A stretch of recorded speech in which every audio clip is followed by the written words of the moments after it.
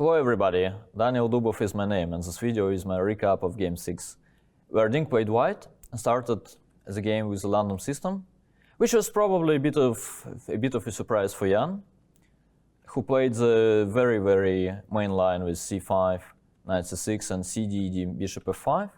c3, e6 is all theory, bishop b5 is a rare move, although many people know that the problem with queen b3 is actually the pawn sacrifice after bishop d6, queen takes b7, bishop takes f4, queen takes c6, king f8. And then it seems that black has a very decent compensation here, so it's not a surprise that Ding wanted to deviate from that. Bishop d6 is the most natural reply, takes, castles, rook e1, which is all standard. White is trying to get knight e5. h6, also normal move, just to have bishop h7 in cases like that.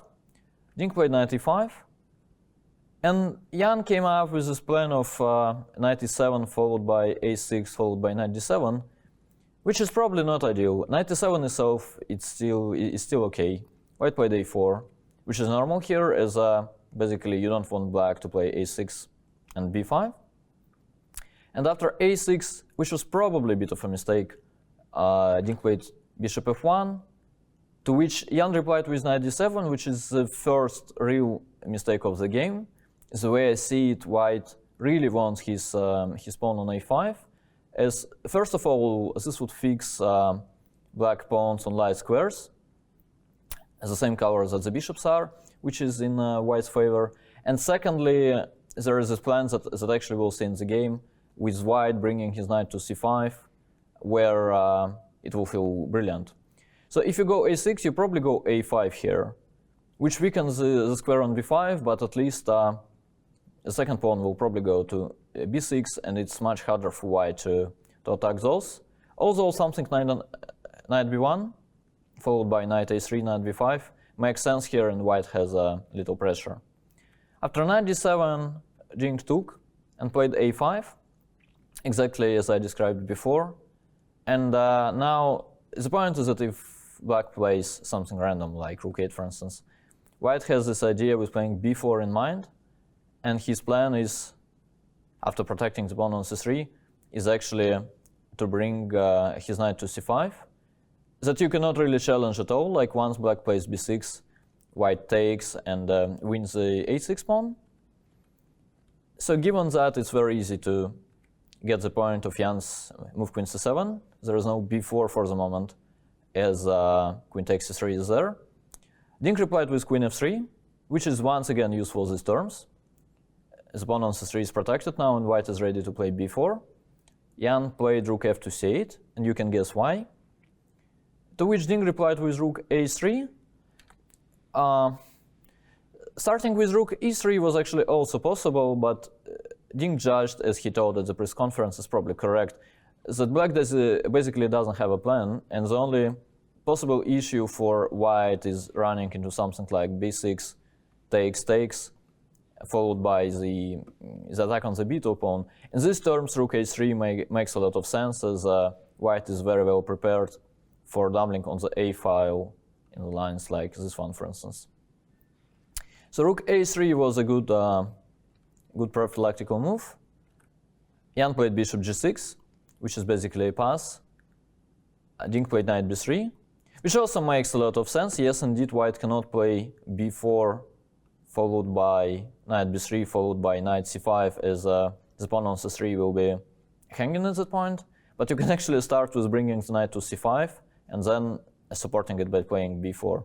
So knight b3 is logical. White is actually much better by this point, which is quite a common case in the random system, that black somehow can get in trouble by playing more or less logical moves, at least optically. Jan played knight c6, preventing knight c5, as the pawn on e5 will be hanging. To which Ding replied with queen g3, inviting black to an ending, which I think black had to accept. Also, I can understand Jan's frustration, as there is not much to do here as black in general, and he will have to basically allow white everything. White will play f4, white will play b4, And then we'll, like 25 moves later, we'll figure out if white has a plan of breaking through, but clearly white is the only side playing here and black will just sit and wait, which is not a scenario you want, clearly. So Jan decided to play queen e7 to keep the queens on the board. Ding played another nice move, h4, restricting black queen, and also in many lines, as we'll see later, this pawn will go to h5 and help white creating some mating threats. Jan played rook e8. You have to do something, and black is at least pretending to prepare e6, e5. And Ding played knight c5, which actually turns out to be a brilliant move. Like in the coverage, I could not really get why to allow e5 when you can play rook e3 or something like that. As the thing is that basically if white will somehow pass, then in lines like e5, takes, f4, there is knight f3 check, and queen takes e1 next.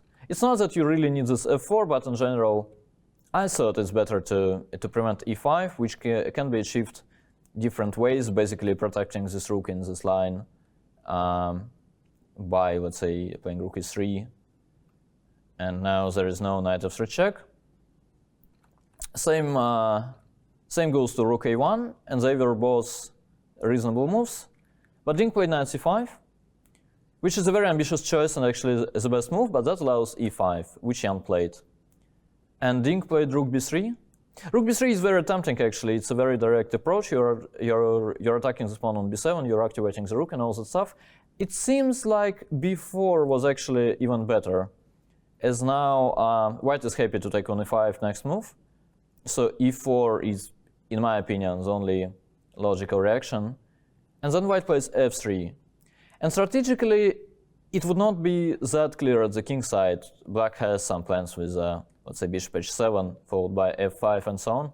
But the pawn structure of the queen side is that bad that actually this position is probably just lost for black after, let's say, takes, rook a2, well, f5 looks like the only reasonable move. Let's say rook d2, rook d8, d5. Black is actually collapsing as, well, it's not even d takes c6, but d6 that is a threat, and after knight e5, white has at very least knight e6. And this is, again, like, it's not about the pawn structure or something, it's very much about this bishop. Let's say with the bishop on f7, it could be a completely different story. But this bishop was restricted very well by Ding, which makes this position basically lost. Ding played rook b3 instead, which is also a very, very good move, forcing knight takes a5, more or less. Rook takes e5. Now queen f6 is the only move, as, well, there are not too many squares, you cannot go to this diagonal as after rook takes 8. Black is losing the queen. There is no queen d8 as that allows knight takes b7 with the tempo. And finally, there is no queen f8 as after knight d7, d6 is the only square available, but then we run into the same thing with queen takes d6. So queen f6 is the only move, which Jan of course played. Ding played rook a3, which is good. Knight c4, once again the best move. After knight c6, there are a few options, but the one I like the most is actually rook e3. White will just keep the control over the e-file, and if black takes, queen takes. After queen takes h4, knight takes b7. Black is not even close to creating threats at the king side, while white is just about to pick up the pawn on a6 and eventually promote the b pawn or some other one. So this would be just bad. And Jan reacted with knight c4, bishop takes, d takes c4, which during the game it looked like a good news for black. At least the pawn structure now changed. And this pawn on b2 is kind of weak. Like in many of the lines, black will play queen b6 with the idea of actually capturing it. And yeah, it was not obvious at all that what Ding doing is smart, but it actually was. Knight takes b7 was probably a better move here than h5 that Ding played, but h5 is a completely reasonable move. And actually the only problem with h5 is that black had this cute tactical idea of playing rook takes c5, d takes c5, queen d8. So first of all, to play that, you need to see these nice tactics with queen d1 check, king h2 is only move, queen h5 check, pardon, queen h5, now king g1 is a perpetual, so we go queen h3, then after queen takes c5, black takes on c5 and is clearly fine.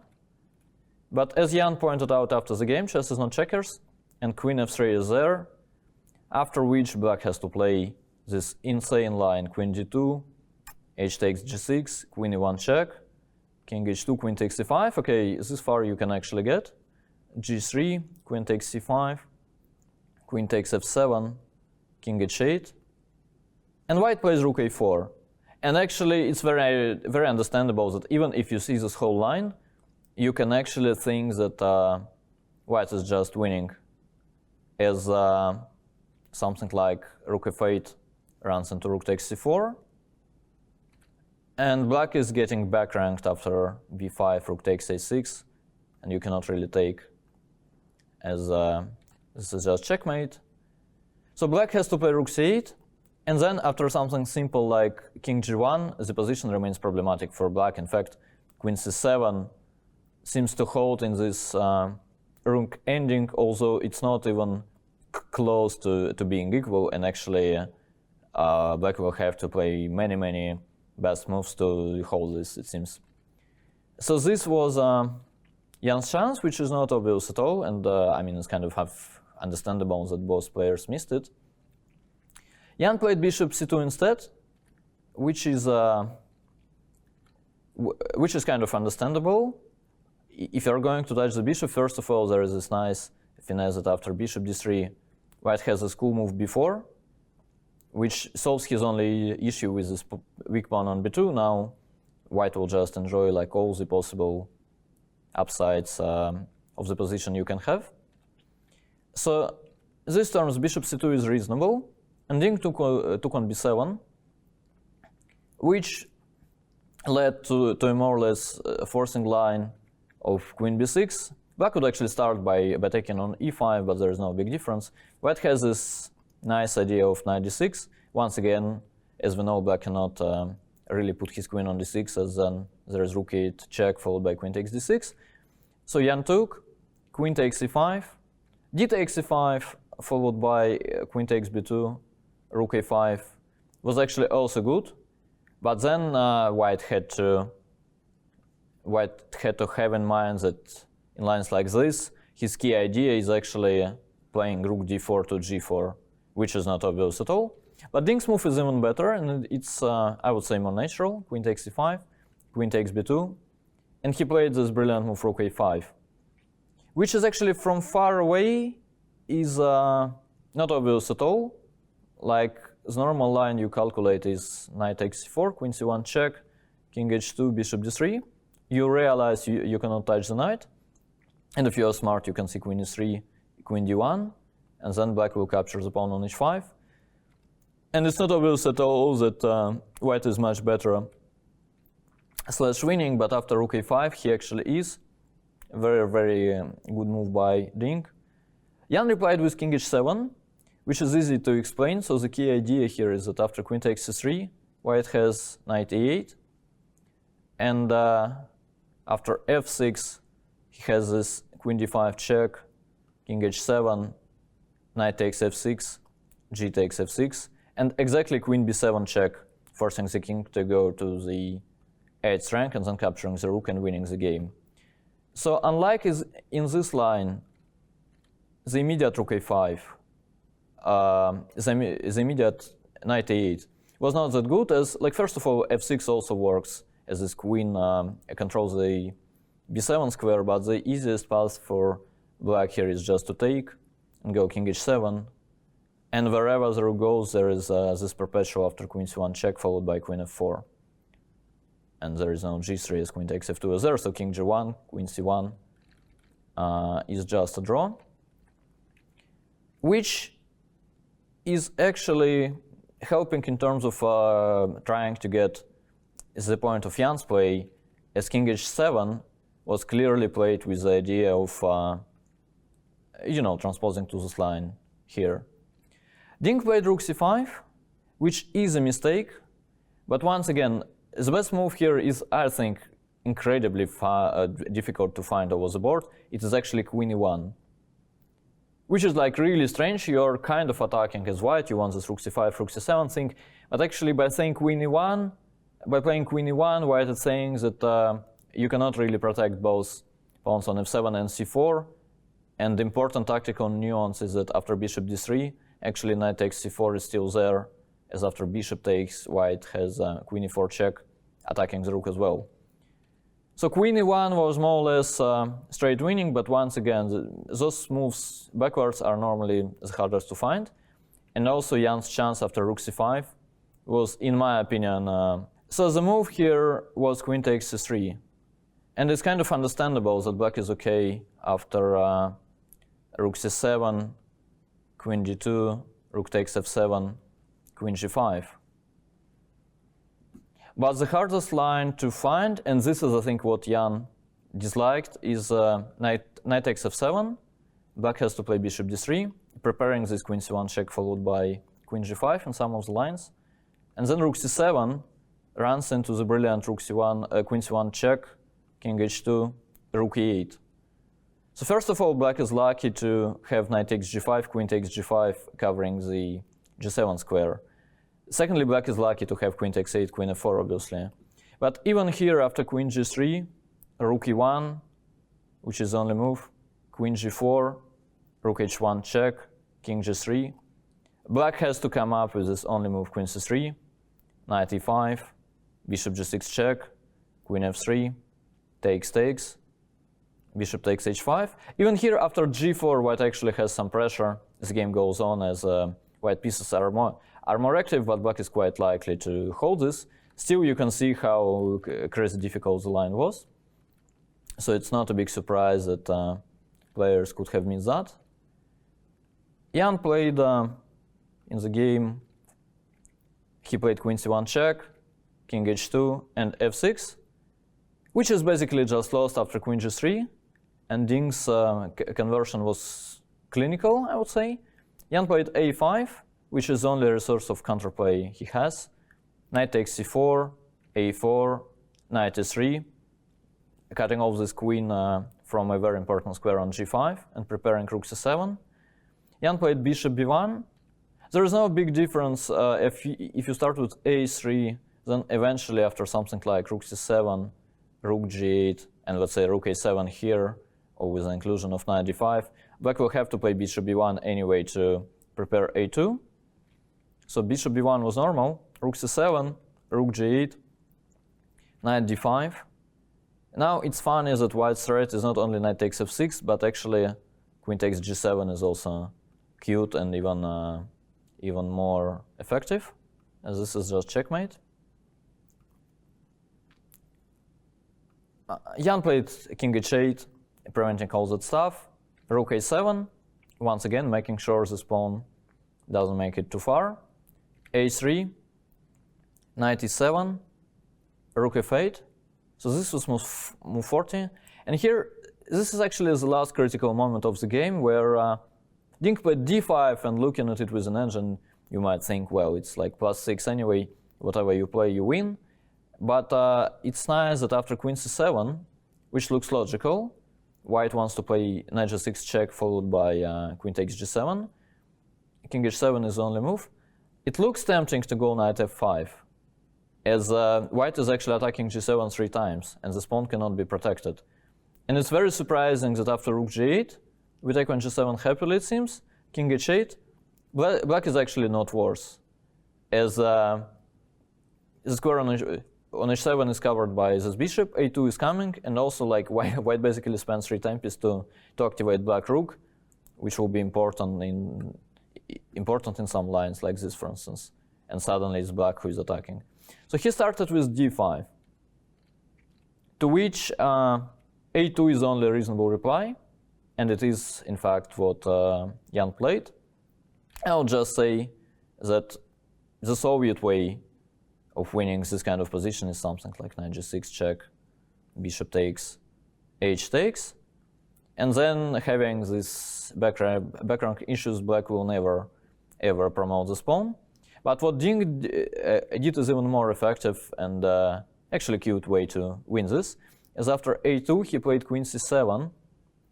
Well, queen g5 runs into knight g6 check, as we know, so king h7 is a must, like in the previous line, and he played knight g6. Alright, rook g8 is the only move, and he played queen f7. And the difference is that now, with the pawn on d5, it's suddenly queen takes g8 that is a threat which black cannot really react to. So let's say after queen g5, queen takes g8 check, takes, rook a8. Well, king h7, rook h8 is obvious, but this construction you will not meet often in your life. This pawn on d5 is actually preventing black king from going to e6. It's not actually like it's a move to, so here when he played d5, right? So this is not actually a move to promote a pawn, which would be a reasonable get, but actually he calculated like 5 moves ahead, and he realized he needs to control the square on e6. So this is what happened in the game, and Jan resigned after queen f7. Brilliant game from Ding, I would say. The score is 3-3. I'm a little bit tired of praising players' fighting spirit, and you know, both of them surely are great fighters, as we could see. So we will have a FIDE tomorrow to calm down from another 2 rounds of this. I think I would dare to call it a rumble with so many decisive games. And come join us the day after tomorrow for Game 7. It has to be fun too.